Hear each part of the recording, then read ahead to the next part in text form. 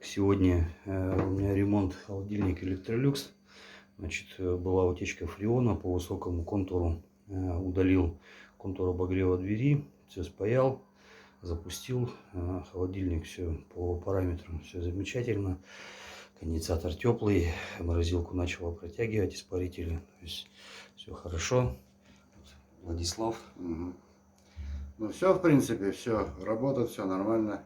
Павлу хороший специалист, спасибо большое. Ценой тоже как бы удовлетворен, работой. Все. Спасибо большое, Владислав. Для нас, конечно же, самая большая ценность — это удовлетворенность клиента.